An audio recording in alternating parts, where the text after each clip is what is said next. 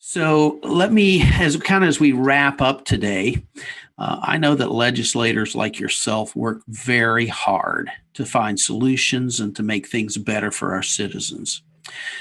So please take a few minutes and talk to parents and educators who also want the best for our most vulnerable and valuable assets, our children and even adult learners. How can they better engage in their roles as parents and teachers, particularly, and with our government to put forward solutions in education? Well, that is a key question. And it basically is a government heads toward those that show up. And so if you're not showing up, then I assure you that the other side is, and the other voice is being heard today. So the key thing is show up. And, legislators, I have a full-time job. It's the way our founders want it to be. And some of my friends on the Democrat side, they are the same way. And I would tell you this, that I have a great relationship with Louise Lucas, the current chairman of the Education Committee, just a fantastic relationship with her. And we don't agree on policy, but Louise loves children, right? And so I urge people in Louise's district, for instance, to share with her about their compassion for children, how they want them to do better.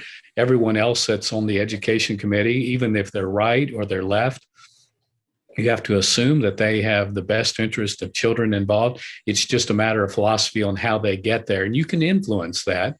But if all they hear from is the educrats, if all they hear from is the local public schools, and all they hear from is the VEA and the Superintendents Association and others, then that's the perception that they have of where we all want to go. It's not. I mean, parents just need to be involved, and having views on the right and the left is helpful. But if we do not engage with people as citizens, then I think we're somewhat doomed to failure. So I would really urge you to get involved. My suggestion would be that you consider engaging personally with your legislator. You'll be surprised to know that many of them will meet with you. Emails are of some value. They're not great value. Writing a letter actually matters more to me than the pack and stack emails that are out there, especially if they're done in a form type way. They don't matter that much.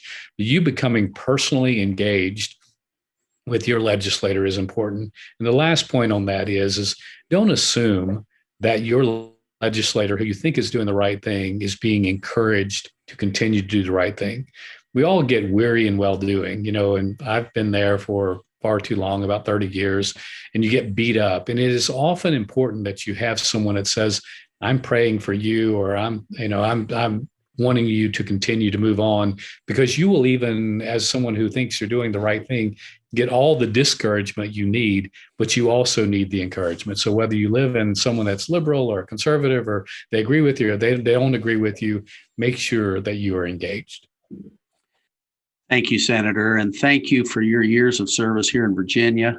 Your wealth of knowledge on these topics. Thank you for taking time and speaking with us today. You are in our thoughts and prayers as you continue your efforts. And if we can help in any way, please let us know. And we encourage all of those who are listening today to do as the senator suggested, connect, get to know your representatives, communicate with them, let them know your thoughts on matters, on anything really, but particularly as our focus is education. Show up to your local school board meetings, show up to meetings, if you're in Virginia, in Richmond, to the legislature when they're in session, or whatever state you may live in. Get engaged.